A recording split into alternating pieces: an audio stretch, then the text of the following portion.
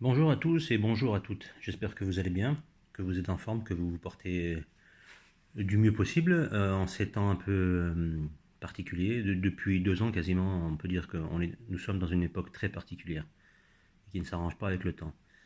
Mais aujourd'hui, nous sommes là pour un conseil de lecture. C'est le troisième. En réalité, ça aurait dû être le suivant, ou même j'avais anticipé ce conseil de lecture, mais comme étant un des prochains, mais pas tout de suite. Je voulais pas le faire tout de suite parce que c'était pas le sujet. Je voulais être un peu plus varié, mais j'ai été obligé de le faire suite à obligé hein, entre guillemets. Mais je l'ai fait parce que j'ai eu, comme toujours, je rebondis sur ce qui se passe en temps réel, moi, dans la vie en général, et en particulier pour certaines de mes vidéos, ou des propos que je tiens, des sujets que je traite du moins, je le fais en fonction de ce qui peut arriver et qui n'était pas prévu justement. Et là en l'occurrence c'est quelque chose, c'est des remarques, c'est des injures en réalité, et aussi une crasse bêtise étalée comme ça, comme pensant être une réalité, et qui en fait c'est rien d'autre que de la bêtise humaine faite abruti, parce que le type est un abruti, et je vais l'expliquer tout de suite. J'ai fait, suite à mon premier conseil de lecture qui concernait les pirates juifs des Caraïbes, j'ai fait une vidéo qui a été postée donc sur ma chaîne, c'était courant octobre, mi-octobre, quelque chose comme ça. Il me semble que c'est le 22 octobre qu'elle est sortie la vidéo. Et donc je l'ai postée donc sur ma chaîne YouTube. Et en parallèle, comme ma chaîne elle est couplée avec ma chaîne Odyssée, bah, elle est d'office reprise sur Odyssée. C'est le principe d'ailleurs de la chaîne Odyssée, que c'est la raison pour laquelle j'ai fait une chaîne Odyssée. Ça permettait de faire une espèce de copie de vos vidéos sur une autre chaîne, et il n'y a pas de censure sur Odyssée jusqu'à preuve du contraire et jusqu'à nouvel ordre. L'avenir nous dira si les choses vont évoluer, mais c'est pas le sujet. Et donc sur cette vidéo qui était donc aussi reprise donc sur Odyssée, j'ai quelques abonnés, je dois en avoir 700, 800, quelque chose comme ça. Mais bon, c'est pas aussi populaire que YouTube, vous vous en doutez bien. Et j'ai parfois quelques commentaires, mais j'y vais pas souvent. Et donc, je sais pas, à un moment, je suis venu faire un check de mes vidéos et voir aussi éventuellement s'il y avait des commentaires et éventuellement y répondre. Et je tombe sur une réponse, à vrai dire, sur cette vidéo, donc Pirates Juifs des Caraïbes, une réponse, une remarque, je ne sais même pas ce que c'était. Et j'ai même pas compris le propos parce que c'était même pas le propos de la vidéo. J'ai un type, alors je vais vous l'afficher à l'écran tout de suite, vous allez savoir de quoi il parle, alors je vais lire ce qui est marqué. Donc c'est un type qui s'appelle, je lis en même temps, hein, il s'appelle Blanc Démocratie. Bon déjà Blanc Démocratie, bon, non Blanc Démocrate, pardon, il s'appelle Blanc Démocrate. Donc ça lui fait plaisir de s'identifier physiquement et aussi au niveau comportementalement et on va dire idéologiquement. Bon, ça lui fait plaisir. Donc il me marque ça, et je vous promets, à l'heure actuelle, il faudra peut-être que je réécoute la vidéo, le conseil de lecture, mais je vois vraiment pas ce que j'ai bien pu dire pour qu'il me dise ça. Je vous lis et vous le voyez à l'écran. Oui, bien sûr, les bougnoules consanguins et à 80 de QI, ils sont super intelligents. D'ailleurs, Périclès, c'était un bougnoule, hein, avec deux sourires. Tocard va, il me dit ça. Je trouve ça génial. Donc ce gars-là me sort ça, je ne sais pas pour quelle raison il me dit ça, parce que pourtant ça s'appelait Pirates Juifs des Caraïbes, et à quel moment j'ai pu évoquer, je sais pas quoi, je ne sais pas quel rapport il a pu trouver avec le côté, donc je reprends ses propos, bougnoule. Abou Nioul, Abou Nioul, Abou Lagnoul, c'est juste pour info, je répète à cet abruti, il y a plusieurs théories pour expliquer ça. Abou Nioul, c'est Abou Lagnoul. C'était comme ça que les tirailleurs sénégalais, en particulier les Sénégalais, qui disaient Abou Nioul, ramène l'agnoul avant de passer au front. Ça, c'est une des explications qui est une des raisons du mot bougnoul qu'on a accolé aux basanés, aux bronzés, aux maghrébins maintenant, mais à la base, c'était tous les enfants colonisés, en fait, tous ceux qui allaient faire de la chair à canon, entre autres, et qui voyaient leur pays se faire dépouiller par la société occidentale en général. Je ne mets pas que la France dans ce lot-là. C'est la société occidentale maçonnique. Je précise pour les coincés du HUC qui viendraient me faire des remarques. J'ai toujours précisé et j'ai jamais fait l'amalgame entre la population et les dirigeants. Mais toujours est-il que c'était ça la réalité. Comme dirait notre préféré véreux, le variant du mensonge, c'est ça la réalité. Et là, c'est pas dans nos hôpitaux, c'est dans nos livres d'histoire, qui sont bien sûr évidemment expurgés de tout ça. Évidemment, on n'en parle pas. C'est toujours les méchants sarrasins colonisables qui ont mérité leur colonisation. Et voilà. Et ce gars-là me sort ça, je comprends pas le rapport. Et donc, je réfléchis, je me dis, mais qu'est-ce qui lui arrive? Donc, j'ai eu affaire, en fait, je me suis rendu compte, me suis posé la question, est-ce que ce serait pas Maran San Giorgio qui aurait écrit? Parce que c'est Maran San Giorgio, c'est typiquement ces théories. Donc les bougnoules consanguins, forcément, on fournit entre frères et sœurs, père et mère, fils et mère, je veux dire, et père et fils, père et fille. Évidemment, hein, on fait que ça. D'ailleurs, on est tous dégénérés, évidemment, et selon sa doxa et son paradigme haineux, en fait, il y a que des dégénérés sur cette planète, en particulier en Afrique, et en Occident, ils sont blancs, purs, propres, beaux, intelligents. C'est les meilleurs, c'est l'élite du monde. On le voit d'ailleurs, hein, on le voit maintenant, là, hein, au summum de la technologie, du savoir, et on voit où ils en sont. Bref. Et ce dégénéré me sort ça sur cette vidéo qui n'a absolument rien à voir. Je ne sais même pas. Encore une fois, je répète, je ne sais même pas ce qu'il raconte. Bref. Donc, par curiosité, je me dis, bon, il a un grain, il est frustré, je ne sais pas. Je regarde sur sa page pour savoir à qui j'ai affaire, en fait, hein. Et puis je vois, donc qu'est-ce que je vois? Je vous l'affiche tout de suite. Je regarde son onglet qui explique qui il est, son onglet qui s'appelle à propos. Donc je clique dessus pour voir à qui j'ai affaire, hein. Et qu'est-ce que je vois? Il marque un blanc, européen et en faveur de la véritable démocratie directe. Bon, il est accroché sur la version grecque de la civilisation européenne. Vous savez, ça fait du bien de croire que tout vient de là, la civilisation, la démocratie, tout vient de là. Il n'y a rien qui existait en dehors. Dès qu'il y a la Grèce est apparue, européenne évidemment, blanche. Et si on va pousser un peu plus loin, juste avant, juste après, une fois que les religions révélées arrivent dans le bassin méditerranéen et surtout elles arrivent en Europe occidentale, chrétienne, voilà. Même si maintenant c'est que des athées, mais c'est pas grave, c'est chrétienne. Parce qu'il faut une opposition, on leur a dit, il faut être opposé aux musulmans. Donc c'est chrétien, chrétien, chrétien. Alors que c'était les plus grands des paganistes, les Grecs, mais c'est pas grave. Ils étaient tous dans la superstition, mais ça c'est pas grave, pas grave, hein. On va dire que c'est pas grave, c'est des chrétiens. C'est comme ça qu'ils le voient, hein. Faut pas toucher les églises, hein. Ils prient pas, ils croient en rien, mais il faut pas toucher les églises. Bref. Et donc ce gars-là marque ça et il continue, ok, je parle des juifs contrairement à la majorité qui se prétend résistants, informateurs ou dissidents. Je suis loin de l'écran, c'est pour ça que j'ai du mal à lire. Si t'es trop sensible, tu peux me censurer, petit golem goy. Voilà. Ouais, le genre d'abruti. Parce que c'est un abruti, hein. Moi, on m'insulte, la barrière du respect, elle est passée, hein. Alors, je suis pas dans l'injure, mais je suis dans la définition. Un abruti. C'est pas une injure parce qu'il porte bien son pseudo. C'est pas gratuitement que je dis abruti.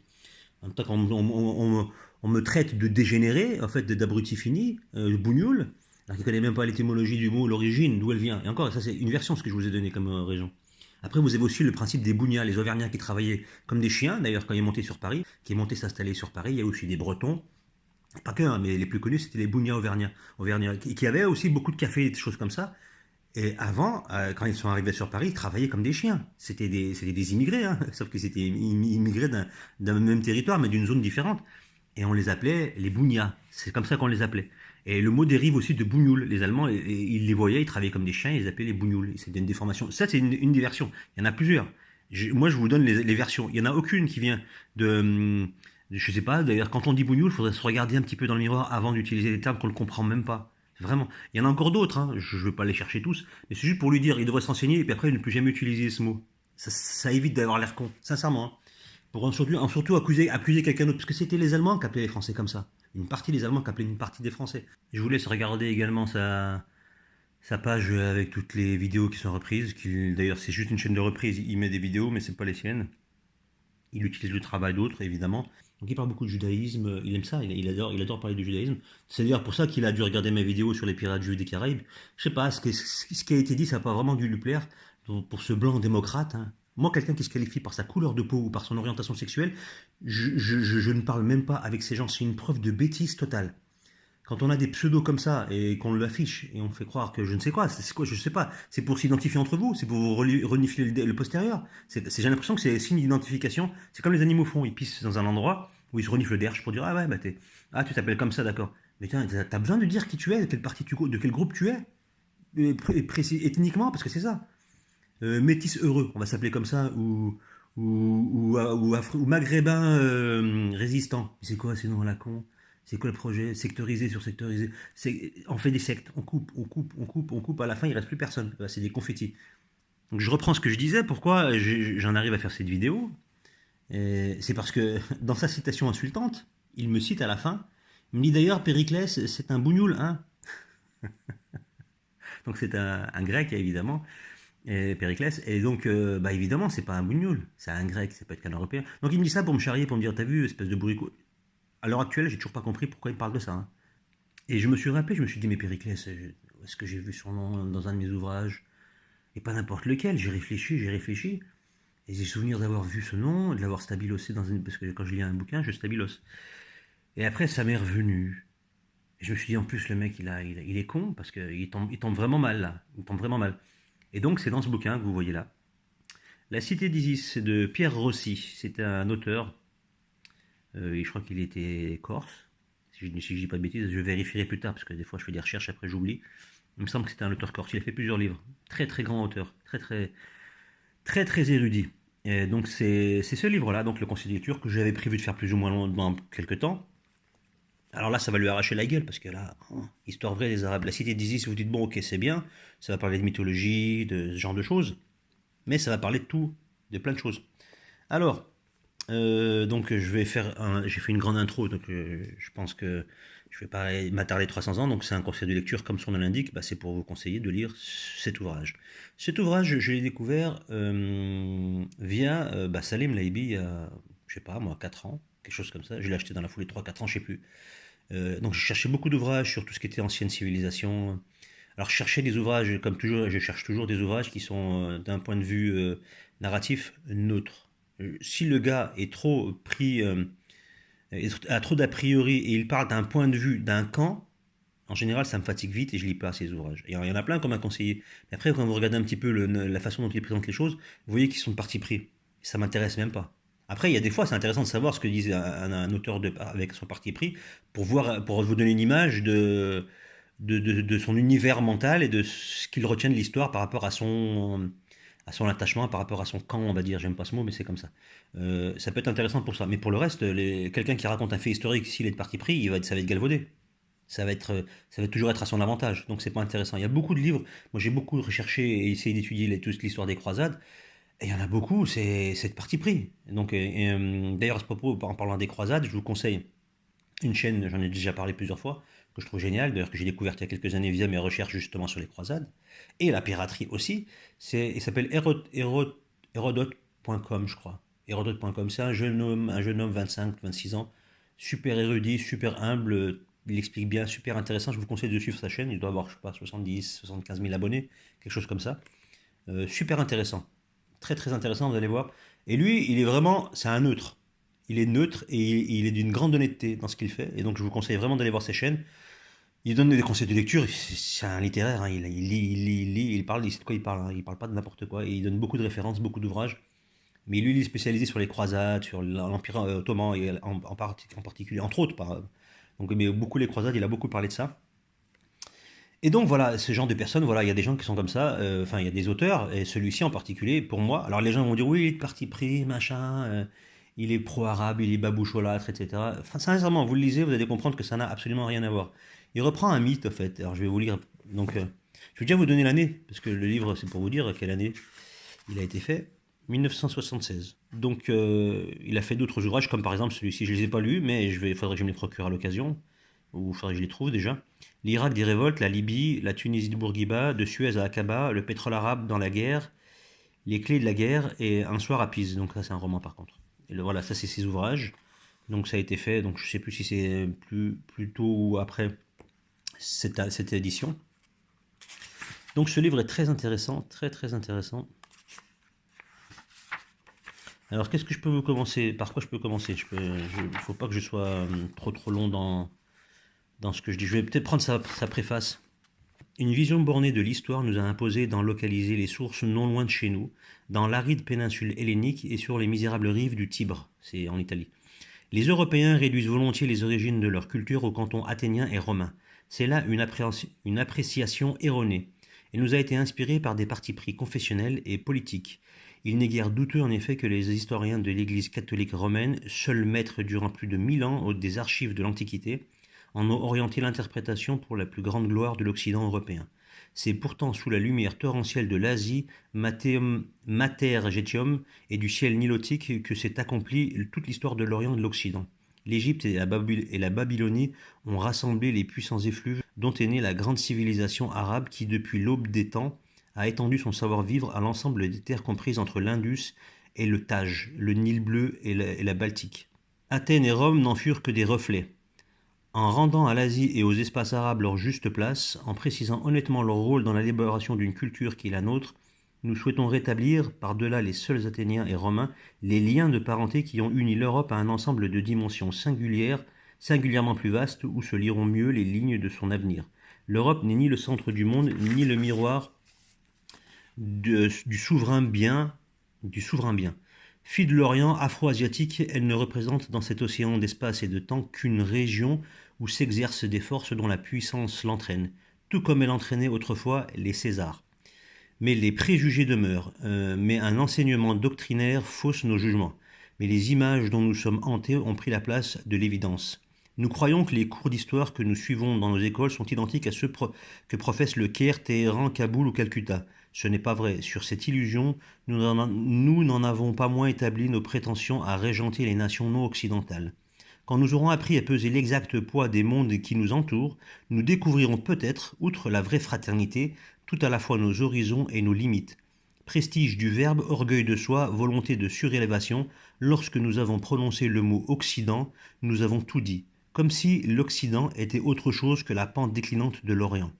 Quant à l'univers arabe, et il s'agit bien d'un univers, nous en avons ramené les frontières à 2 ou 3 arpents de désert infécondés où flotteraient quelques résidus de mythes. Nous l'avons rabaissé, caricaturé, presque entièrement enterré. Or le voici qui remonte à la réalité de la vie. Il est temps de nous apercevoir que si notre Occident est plaisant, riche, beau, encore ordonné, il le doit aux grands empires arabes qui ont créé les conditions d'un tel bonheur. Nous sommes semblables à ce coquelicot d'Omar al-Khayyam qui puisait sa pourpre au sang d'un empereur enseveli. Je pense que l'introduction, elle est suffisamment claire pour expliquer et résumer en grande partie ce qu'il va y avoir dans cet ouvrage. Nous avons dit que la première version de la Bible juive se présente dans un texte grec tel qu'il fut composé à Alexandrie au IIIe siècle avant notre ère sous le règne de Ptolémée III, en même temps que furent collationnées les œuvres homériques, épiques ou ésotériques que la tradition nous a transmises à peu près intactes. Donc je poursuis. L'Égypte est donc la mère de l'Ancien Testament. Un même esprit arabo-hellénique a présidé à l'épopée de David et d'Achille. Tout lecteur attentif s'en apercevra aisément. Comme il fallait s'y attendre, l'indiscutable originalité du texte grec dit des Septante, qui est à la source de la tradition juive, gêne les hébraïsants qui s'obstinent à n'y voir que la traduction ou l'adaptation d'une première version en langue hébraïque. Rien n'est venu jusqu'à ce jour confirmer une telle hypothèse. C'est seulement à partir du IIIe siècle après Jésus-Christ qu'on se décida à rédiger en hébreu la tradition juive jusqu'alors formulée en arabo-araméen. On fit appel pour la circonstance au syriaque, tel qu'il est encore enseigné aujourd'hui. Quelques fragments hébraïques figurent bien sur le papyrus Nash, remontant au 1er siècle avant Jésus-Christ, mais on en discute encore, et il est probable que les signes sont du néo-phénicien. Le texte hébraïque de la Bible juive ne sera fixé que fort tardivement, entre le 9e et le 10e siècle de notre ère, par des savants de l'école de Tibériade nommés Mazorètes, qui utilisèrent 4 sources, le texte grec, les Septante, la Vulgate latine de Saint Jérôme, les Targumim en araméen, et enfin les éléments syriaques. Il y a quelques années, beaucoup de bruit a été fait autour de la découverte des manuscrits de la mer Morte à Khirbet Qumran. Nous étions alors en pleine action sioniste en Palestine, aux Nations Unies et dans l'opinion. Il y avait intérêt à chercher une justification biblique à l'entreprise militaire. Donc là, vous voyez déjà, il pose les choses clairement. Alors, pour info, là, je sais que les remarques vont venir souvent, ce livre n'a aucune note de bas de page. Il envoie à aucun... Tout est dans le corps du texte. Quand il fait des références à des ouvrages, à des auteurs, à des choses, c'est tout dans le corps du texte. Il n'y a aucune note de bas de page. Donc c'est là-dessus qu'on va l'attaquer, en fait. On va dire, ouais, mais il n'y a pas de note de bas de page, il n'y a pas de référence. Est-ce que c'est vrai ce qu'il dit? Je vous conseille vraiment, si vous voulez démonter ses propos, c'est de passer une bonne partie de votre vie à étudier, à lire beaucoup, beaucoup de livres, énormément de livres, à voyager aussi, à aller sur place là où dont les cités, les villes et les civilisations qui sont évoquées, d'aller voir sur place là où elles ont été, où elles ont existé, et d'aller sur les lieux, les vestiges, et puis surtout, ensuite, vous allez passer au moins 2 vies, je pense. On n'a pas le temps, et surtout ensuite vous démontez, vous prenez tous les textes qui sont inclus dans cet ouvrage, toutes les informations, et après vous allez recouper vos infos dans la littérature. Vous allez voir que vous allez avoir du mal à le démonter. Et ses propos sont très... Juste son introduction, vous l'avez peut-être vous l'avez entendu. Son introduction est claire et nette. Il ne renie pas les choses, il les complète. Et il les éclaire sur des choses qu'on a volontairement occultées. C'est pas tout à fait la même chose. Et l'occultation dans la société occidentale, ça revient à un mensonge. Mensonge par omission. On a voulu cacher les choses parce que ça changeait la réalité du dogme dans lequel nous sommes. Le paradigme occidental, il a besoin d'être validé. Et tout ce qui pouvait l'obstruer, il a été mis sous le boisseau, comme dirait l'autre, il a été caché, il a été dissimulé, et lui, simplement, il révèle, il remet sur la table, il dit voilà, il y a ce document-là, il y a cette histoire-là, il y a ça qui est arrivé. Ça éclaire différemment les choses, vous en conviendrez. C'est le principe du mensonge. Hein. Donc voilà, je disais qu'il n'y a pas de note de bas de page, il n'y en a pas, et ça peut choquer beaucoup de gens. Mais cherchez, vous allez voir, ça va être difficile de le démonter. Quant à la langue hébraïque moderne, elle est une invention dictée par les circonstances à Eliezer Ben Yehuda. On peut pas faire mieux, Ben Yehuda, qui veut dire juif, hein, Yehud, qui publia entre 1910 et 1922 un dictionnaire commandé par le mouvement sioniste mondial et destiné à procurer une sorte d'espéranto aux juifs du monde appelés à émigrer en Palestine. Elle est donc un instrument politique. On le savait, mais là il explique encore, il explique très très bien, voilà. Vous savez comment on crée les choses, comment on fait croire les choses. Et les meilleurs falsificateurs, les meilleurs occulteurs, c'est les sionistes. Ils ont créé un mythe, une histoire totale. Les croisades que devait entreprendre plus tard la puissance pontificale contre l'Orient n'étaient pas seulement dirigées contre l'islam, mais bien contre tous les systèmes religieux ou philosophiques inspirés directement de la pensée arabe, tels qu'ils animaient l'Orient ou tels que les avaient adoptés certaines sociétés d'Espagne, de Russie ou de France méridionale. Les anciennes chroniques, attention vous allez saigner des dents, nous apprennent qu'on appelait arabes les Aquitains, les Basques, les Andalous ou Castillans, peu touchés par le christianisme trinitaire et ouverts tant au judaïsme qu'à l'islam. Là, ils doivent signer des dents. Et je vous promets que c'est une réalité. Vous allez voir, vous allez chercher. Il y avait des califats musulmans dans le sud de la France. Hein. Il y en avait. Je ne parle même pas de Carcassonne et de Narbonne. Il y en avait jusque dans le Var. La vallée des morts, le massif des morts, c'est pas pour rien qu'il s'appelle comme ça. Je l'ai redit, je le répète encore. La ville de Ramatuel, ça veut dire Rahimatullah. C'était une communauté musulmane. Et il y avait des musulmans de souche méridionale, si vous voulez. C'était pas des immigrés. Il y avait très peu de. Il y avait des échanges, mais il n'y avait pas de population qui venait s'installer, à part des comptoirs. Et donc il y avait des intervenants comme ça, mais il restait quelques années, il ne faisait pas souche si vous voulez. Et l'islam est arrivé et s'est installé avec des gens du pays qui sont convertis. On a retrouvé des vestiges de cimetières musulmans alors qu'à la base, parce on a retrouvé les tombes tournées vers la Mecque avec le rituel classique du musulman, c'est-à-dire qu'il n'y avait pas de... C'était juste la toge, enfin le tissu simple, non cousu, il n'y avait pas de cercueil, il n'y avait rien du tout, et tourné, orienté vers la Mecque. Donc, et en France, hein, c'était pas des blagues, ça, il y en a plein. On a trouvé des monnaies arabes, on avait vu qu'il y avait des gens qui travaillaient, qui étaient installés ici, qui vivaient ici, et qui avaient un culte musulman, il y avait des vestiges de mosquées, etc. Mais tout ça, ça disparaît, ça compte pas. Donc on va vous faire croire que c'est quelque chose d'ailleurs, l'islam est arrivé récemment, et c'est une hérésie, et qui vient s'incruster ici comme un cheveu sur la soupe, alors que c'est bien plus ancien que ça, et c'était pas des invasions. Mais ça fait mal au huc. Et donc là, les gens, ils pensent, ils oublient ça. Autre question troublante, ces autres juifs, les apôtres, qui ont rédigé les évangiles à partir de l'an 70 ou 80, pourquoi ne mentionnent-ils nulle part un événement dont on nous dit qu'il a secoué la société juive, la destruction du temple par Titus en l'an 70 précisément? Pourquoi de son côté Flavius Joseph ne parle-t-il qu'accidentellement de Jésus de Nazareth? Autre interrogation, tout aussi grave, les premières métropoles chrétiennes ne furent ni Jérusalem ni Nazareth, mais les grandes capitales arabes de l'époque. Philadelphie, c'est pas aux États-Unis, vous en doutez, c'est en Jordanie, Amman, c'est l'enseignement le nom d'Amman à l'époque romaine. Ptolémaïs, Sardes, Pergame, Damas, Smyrne, Éphèse, Laodicée. Pourquoi l'Apocalypse, qui est une lettre de révélation, j'ai du mal à lire, excusez-moi, du grec, je ne sais pas, fut-elle adressée à la fin du 1er siècle aux 7 églises arabes d'Asie. Celle-là même exactement qui abritait les grands cultes d'Isis, de Baal, d'Orphée. L'Apocalypse contient une imprécation contre ceux qui se disent juifs et ne le sont pas, mais qui appartiennent à la synagogue de Satan. Étrange aussi la déclaration de saint Paul qui appelle Israël l'ensemble des croyants, ajoutant pour épaissir l'énigme, ceux qui descendent d'Israël ne sont pas tous d'Israël. Les évangiles disent aussi qu'il y avait des Grecs qui montaient adorer à Jérusalem. Que signifie en l'occurrence grec? Que signifie juif? Non, décidément, rien n'est simple dans ce jeu de terminologie et il faut penser sérieusement à nous défaire des habitudes prises concernant l'exclusivité de notre prétendu héritage judéo-chrétien. Il en vient. Cessons de nous en prévaloir, invoquons plutôt la tradition gréco-asiatique. Y a-t-il une meilleure façon d'échapper aux fausses catégories que sont l'arianisme et le sémitisme? Quant au judaïsme, orphisme, christianisme, manichéiste, islam, gnose innombrable, les gens d'autrefois les considéraient comme des éléments d'un ensemble indivisible.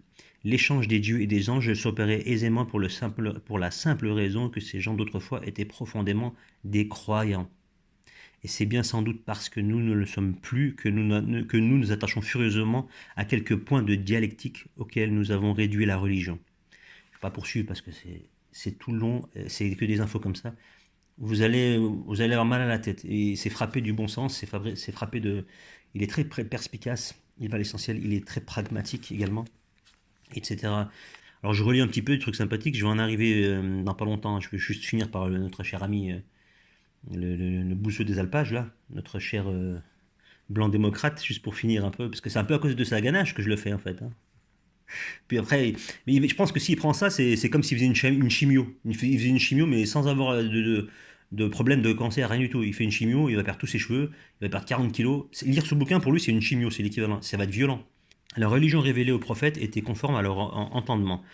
N'étant ni une innovation insolite ni une révolution, elle accomplissait simplement les traditions et les écritures précédentes. Elle ne niait ni ne reniait, elle intégrait. Là, il parle d'islam. La révélation du Coran, excusez-moi. Les spiritualités de l'Orient multiples en apparence, mais en essence, elle les résumait en un acte de foi unique sur l'unicité de Dieu. Le Coran n'ajoute pas, il totalise. Le Coran ne discute pas, il conclut. Il ne divise pas, il rassemble. À proprement parler, il n'est point une religion nouvelle. J'y reviendrai juste après. Il clame la soumission au Dieu de toujours, présent au passé comme à l'avenir, seul, immuable et incréé, remplissant l'univers. Ce n'est certes point là une conception née de l'écho d'un coin d'un désert, mais bien la quintessence d'une méditation portée de siècle en siècle au travers de plaines nilotiques, cananéennes et mésopotamienne, j'arrive pas à le dire décidément. On y retrouve la cosmogonie chaldéenne, la résurrection égyptienne ou chrétienne, l'espérance apocalyptique qui, avant de résonner dans la bouche de saint Jean, avait déjà été entendue des disciples de la gnose. L'islam n'a donc nullement surpris les peuples de l'Orient, il les a éclairés, ce qui est différent. Point n'a été besoin d'épée ni de persécution pour les convertir. Ils étaient naturellement conduits à l'islam par la pente de leurs croyances ancestrales. Non seulement les juifs et les chrétiens, mais encore les mages, les grecs, les adorateurs de diverses divinités y ont reconnu une parole qui ne leur était point étrangère. Pas plus que l'islam n'a eu à conquérir de haute lutte l'opinion, les Arabes n'ont eu à conquérir militairement l'Orient et la Méditerranée où ils étaient chez eux depuis les temps reculés. En revanche, ils ont culturellement conquis l'Occident, on dit bien culturellement conquis l'Occident européen, et par voie de conséquence l'Occident américain en y introduisant leur religion, leur philosophie, leur esthétique. Vaste entreprise dans laquelle ils eurent pour alliés et intermédiaires l'hellénisme et le rejeton étrusque, le vin des sociétés italiques. Durant longtemps, c'est à l'hellénisme seul qu'on attribua cette initiation culturelle sans mesurer le miracle que cela aurait supposé, sans voir non plus que la Grèce n'était qu'un balcon et une annexe de l'édifice arabe de l'Orient, ce que les Grecs reconnaissaient eux-mêmes parfaitement. Donc je reviens, j'avais oublié, sur l'islam, ce n'est pas une nouvelle religion. L'islam n'est point une nouvelle religion. Et c'est ce que même les musulmans, ils ont tendance à l'oublier, ou ça doit leur échapper, je ne sais pas. L'islam n'est pas une nouvelle religion. L'islam est la religion unique de l'humanité, la première à avoir été professée. C'est le Coran qui a été révélé en 600, enfin, qui a été parachevé en 622, sa révélation. Mais il n'a pas été, c'est pas une nouvelle religion. Le Coran n'a pas fondé une nouvelle religion. Là, ce qu'a écrit Pierre Rossi, c'est juste magnifique. Les musulmans devraient en prendre de la graine. Et les non-musulmans devraient comprendre que c'est ça, l'islam. Tout le monde connaissait. C'est une mise à jour, on l'a expliqué, tous ceux qui sont musulmans ont dû le répéter 1000 fois. Aux non-musulmans qui nous expliquent que vous êtes la dernière religion arrivée, vous êtes les derniers de la classe, donc vos livres, c'est juste des pâles copies de ce qui se faisait avant et tout. Non. Et le résumé, je ne vais pas répéter encore, mais là, c'est juste magnifiquement expliqué sur l'origine de l'islam et comment les gens ont accepté ça, et tous, pas seulement les musulmans, parce que vous pensez bien que les Arabes, pas seulement les musulmans, pas seulement les Arabes, vous pensez bien qu'à l'époque où le Coran a été révélé, il faut bien comprendre qu'à cette époque-là, il y avait des centaines, des milliers de croyances, de religions, de spiritualité. Il y avait de l'athéisme, du paganisme, des animistes, il y avait des zoroastriens, des mazdéens, des, forcément des juifs également, et des chrétiens, et tout un tas d'autres choses. Il y avait donc, voilà. C'était un vrai melting pot religieux et ethnique également dans tout ce bassin méditerranéen. Et pourtant, ils sont convertis en masse parce que ça leur parlait, parce que ça leur évoquait des choses et parce que c'était un message rassembleur. Il ne concernait pas qu'une communauté, c'était l'humanité entière. Et c'est pour ça que ça s'est vite, s'est propagé l'islam très rapidement. C'était un miracle de cette façon. C'est un des premiers miracles de l'islam, c'est que ça s'est propagé très rapidement à des sociétés totalement différentes au niveau structurel, confessionnel, tout simplement. Et comment vous pouvez faire ça en très peu de temps, surtout à l'époque, avec les moyens, c'était au sixième siècle. Comment vous voulez que vous pouvez pas convertir des gens avec la force de l'épée, c'est impossible. Une fois que vous avez fini votre pouvoir, ils redeviennent ce qu'ils étaient avant. Une fois qu'il n'y a plus l'oppression, une fois que l'épée est tombée, il n'y a plus possibilité d'exercer une confession de force. Et la logique, elle est là, c'est que la plupart des pays ont fait le choix, les sociétés ont fait le choix de se convertir elles-mêmes, et ensuite elles le sont restées. Et donc, ouais, ça c'est des mythes aussi, c'est toujours pareil. Donc Pierre aussi, magnifiquement, il explique ici même. Athènes reconnaît comme fondateur Éréché. Je suppose que ça se prononce comme ça, je ne sais pas trop le dire. Venu d'Égypte pour introduire en Attique la culture du blé, il aurait sauvé le pays de la famine. Le nom même de l'Attique est arabe. Il signifie soit ancien antique, soit, donc ancien ou antique, soit il est par exemple un prénom de femme plein de sagesse, la fameuse Sophia. C'est grâce à l'argent lydien, donc c'était en Turquie, la Lydie, que fut installée la démocratie aristocratique des Alcémonides, illustrée par Périclès. Périclès? Mais c'est pas lui là Hein, Périclès, c'est pas un bougnoul par hasard, il a peut-être un moins de cul de vin. Ton Périclès là, il est mis en place par fondateur venu d'Égypte. Égypte. Alors on va me dire c'est pas des Arabes. Si vous voulez, c'est pas les Occidentaux non plus. C'est des Moyen-Orientaux, c'est des Levantins, c'est ce que vous voulez. C'est tout sauf ce que vous êtes vous, les racialistes haineux, ceux qui font des amalgames avec des QI de moins 80, les bougnoules, ceux qui nous appellent les bougnoules, qui pensent qu'ils sont au-dessus parce que génétiquement différents, donc forcément au-dessus. Je sais pas, il y a une doctrine qui s'appelle, je crois, hein, je suis pas sûr, le nazisme. Ce qu'on a appelé le nazisme, cette création totalement faite par les... Je vais pas parler dessus, je vais pas parler de ça, ça va encore choquer plein de gens, etc. Bon bref, c'est du côté occulte de la force et on a des contacts avec des forces, des entités démoniaques qui vous donnent des idées sur la supériorité des races, parce que Satan est le père du racisme, n'est-ce pas? Et ceux qui le suivent, ils ont cette empreinte racialiste. Et il y a un peuple comme ça qui c'est la filiation raciale, hein. C'est la mère qui propose, vous savez. Et ils ont la cabale aussi, c'est un contact avec les entités occultées. Et ils échangent des procédés pour écraser les gens. Évidemment, ça marche toujours, hein, ça a toujours marché. Donc ils viennent de là. Sa société grecque, elle vient de ton Périclès, là, cher ami. Il a été fondé, ça son monde, son univers, son appellation, c'est même de nos amis les Égyptiens, n'est-ce pas? Thébès fut fondée par le Cananéen Cadmos, originaire de Sidon. Tout ça, c'est les Cananéens, c'est la Palestine. Originaire de Sidon, je crois que c'est au Liban actuel, je crois. Dont son père, Agénor, était le roi. La mère d'Agénor s'appelait Libye.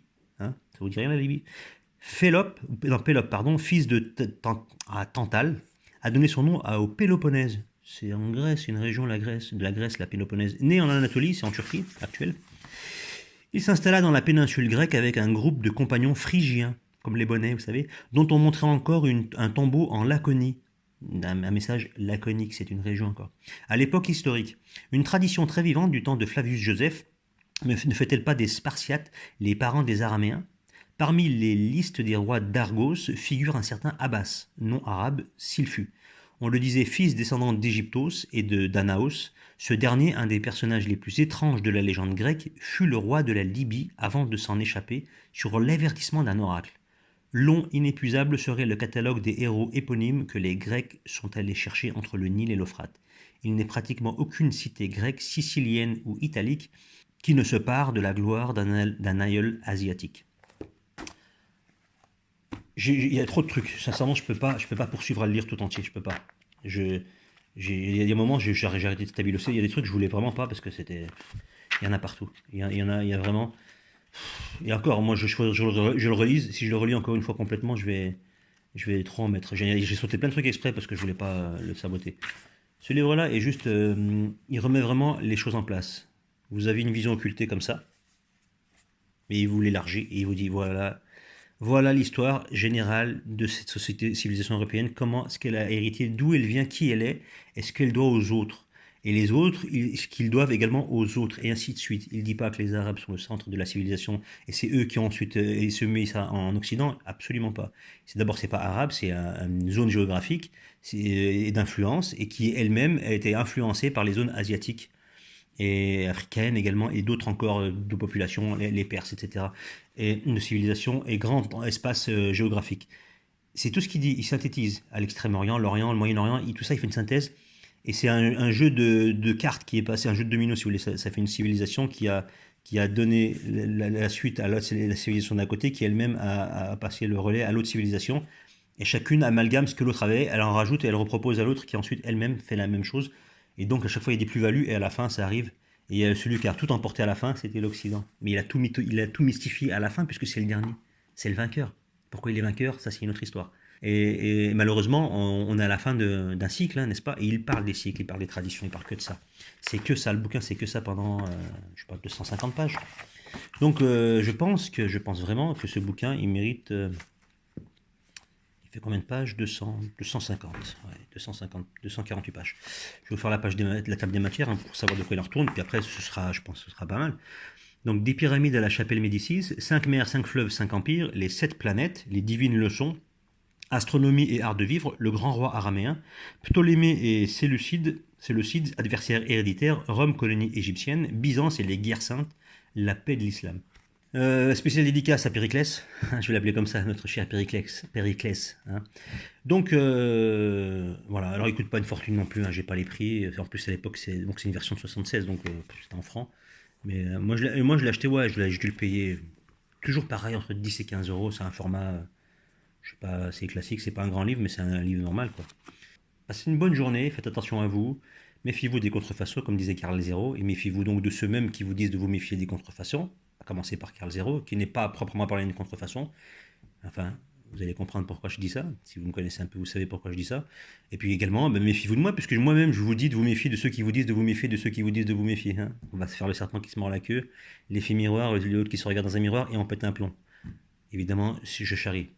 Faites attention à vous, et que Dieu vous garde.